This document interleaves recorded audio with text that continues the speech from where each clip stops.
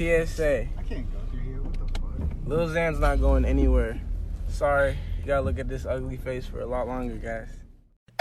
Check it out now. Hey, yo, man, listen, I ain't gonna lie. I'm big and back being bull. I'm up in L.A. Yo, I had to check in with OG Spanky Loco and all the goddamn California gangsters before I came out here. Yes, I am not trying to have nobody test my lack of gangster. Now, I will say this, man. I've told all these new artists, they got to stop fucking with these old mainstream outlets. You can't come up off YouTube and Instagram meme pages and all this troll type of shit in the new media and then hope to get validation from the old media. Basically, they don't fucking respect you. And also, you're from a younger era that basically their media and the people that they're reaching out to do not connect to. So you know what's going to happen when you go up there?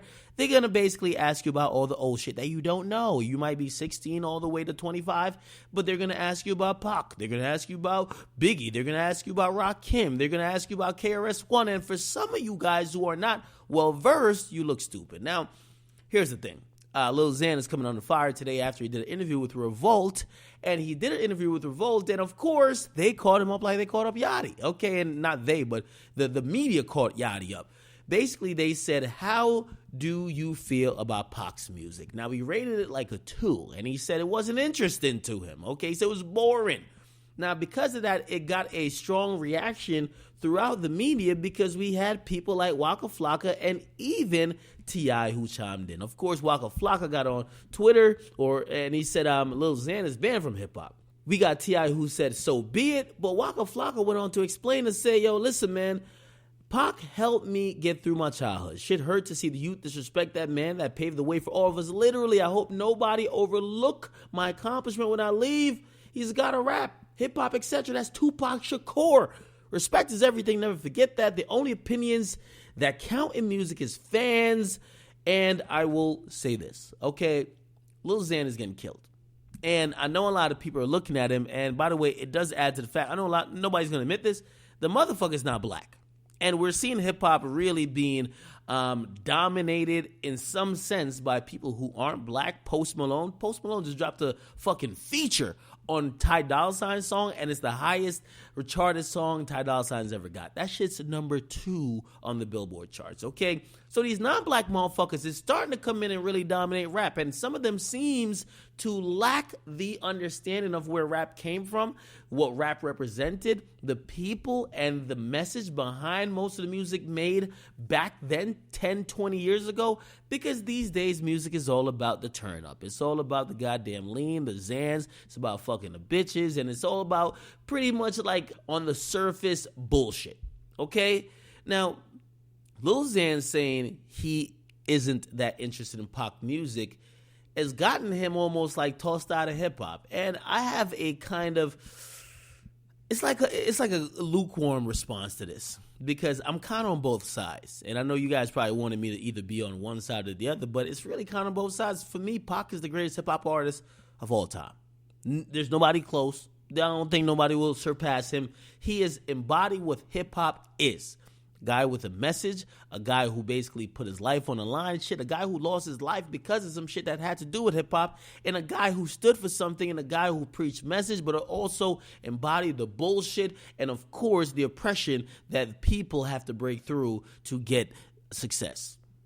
Now, with all of that, all right, and with all my tremendous respect of Pac, here's my thing with Lil Xan being asked that question. Lil Xan is 21. Lil Xan, I believe, is like Hispanic, or he's probably white, but I'm starting to realize everybody who's white is claiming Hispanic. Fuck out of here, man. So you were saying Pump is Cuban, Lil Sky's Hispanic, and everybody who's supposedly white is fucking Hispanic now, but whatever. My problem is that Lil Xan was asked his opinion, and if he says, and it could be because of ignorance, could be lack of knowledge. To him, Pac music is boring. Maybe it's his upbringing. Maybe he doesn't connect with what Pac was saying. I do. He might not. Why ask a nigga his opinion if we don't want it? Why ask a nigga his opinion if he gives it, we get mad? Why ask it at all? And that's when I get to the next point. Why are these young artists like a Lil Xan, We see Lil Pump, he doesn't do interviews, but why does a Kodak? Why do most of these young artists go to these mainstream outlets? Most of y'all have no idea about music that came before 2005. To y'all, 50 Cent is like ancient, okay? So why the fuck would you actually be thinking about going to some of these outlets who revere Pac and Biggie? And by the way, I revere them too, but they're trying to just focus on you giving commentary or giving comments about those people. Now, again, if you're not built for that, you shouldn't do that. And this is my bigger point. I'm going to blame Columbia here. Y'all signed that nigga for $2 million. That's Lil Xan. And y'all have PR people. Why the fuck are y'all sending them up to Revolt, The Breakfast Club, Hot 97? What you should be doing is getting a Lil Xan interview with No Jumper again. You should get a Lil Xan interview with the Akademiks and every reaction channel. Get him to fuck with the people that understand his wave. Because when you send him up to a platform that is not really targeted at his audience, they're going to ask shit that's targeted at their audience. Their audience loves Pac. Their audience loves most of the shit that they're asking them for. So they're not setting them up. They're trying to get some information to relate this new motherfucker to their audience.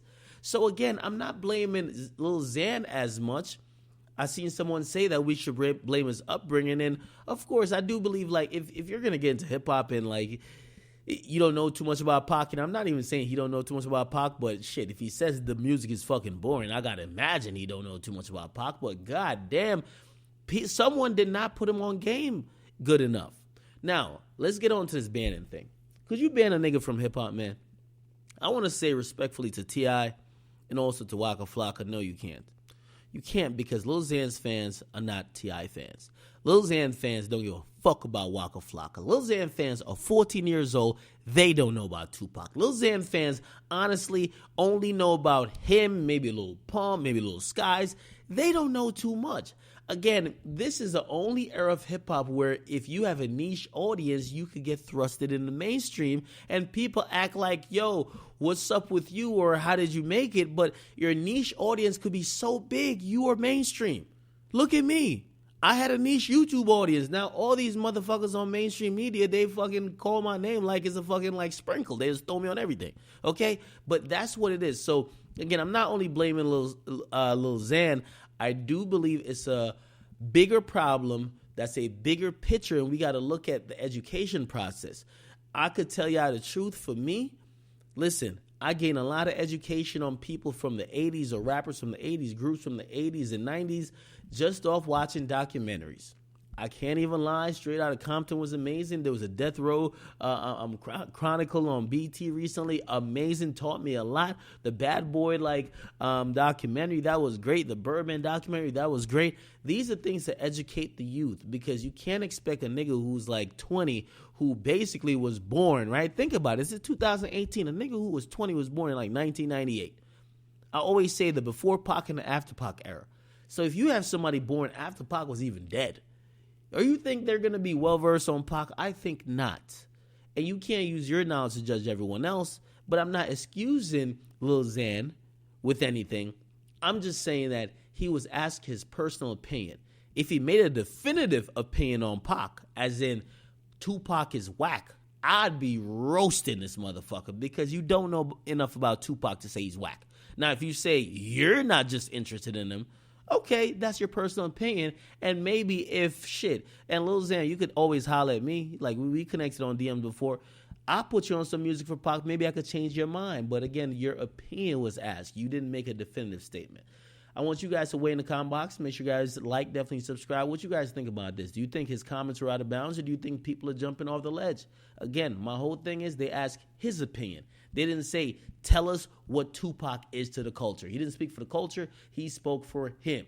Nigga's 21. He is not black. He probably didn't grow up under circumstances that Pac was really trying to relate to and speaking for. He probably has no sense of the depth of how Tupac got down. And for that, I could understand. Not excusing him, but I could understand.